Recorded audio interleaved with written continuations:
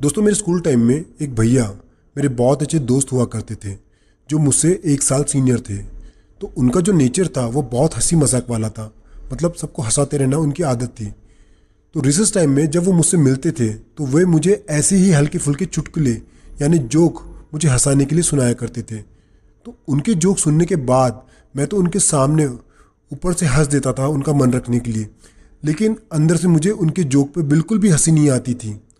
लेकिन जब मैं उनके सुनाए हुए जोक किसी और को सुनाता था तो वो लोगों को बहुत हंसी आती थी। तो मुझे ये समझ नहीं आता था कि उनके जोक मुझे समझ क्यों नहीं आ रहे हैं।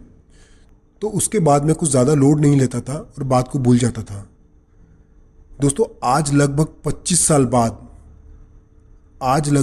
साल बाद जब मैं उन भैया के जोक को याद करता हूँ तो आज मेरी हंसी छूट जाती है, क्योंकि आज उस भैया का हर जोक मुझे समझ आ रहा है।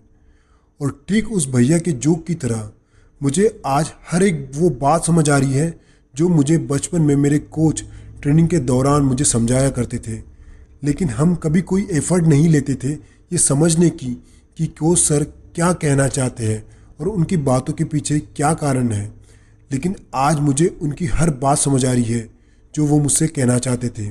लेकिन आज मैं उनकी बात को सिर्फ समझने के अलावा कुछ भी नहीं कर सकता हूँ, क्योंकि ना अब मेरे पास वो समय बचा है और ना ही उम्र।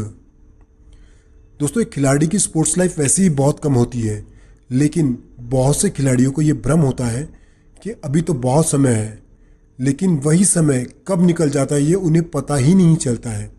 इसलिए एक खिलाड़ी के जीवन में समय और अकल का सही तालमेल होना बहुत ज़्यादा ज़रूरी होता है, क्योंकि अधिकतर बच्चों के पास जब समय होता है तो उनके पास अक्ल नहीं होती, और जब उनको अक्ल आती है तो बहुत समय हो जाता है, मतलब उनके हाथ से समय निकल जाता है। और जिसे सही समय पर सही अक्ल आ जाती है उसे खुली आंखों से अपनी सफलता नज़र आने लगती है। दोस्तों, इस छोटी सी कहानी से आप सभी खिलाड़ियों को मैं सिर्फ इतना ही कहना चाहता हूँ कि समय रहते जाग जाओ और खूब मेहनत करो, ताकि भविष्य में आपको ये पछतावा ना हो कि मैं कर सकता था लेकिन मैंने पूरा जोर ही नहीं लगाया। दोस्तों, आज की स्टोरी आपको कैसी लगी मुझे कमेंट सेक्शन में ज़रूर बताना। तो चलिए मिलते हैं ऐसी ही कोई और इंटरेस्टिंग एपिसोड के साथ। तब तक के लिए नमस्कार, जय हिंद।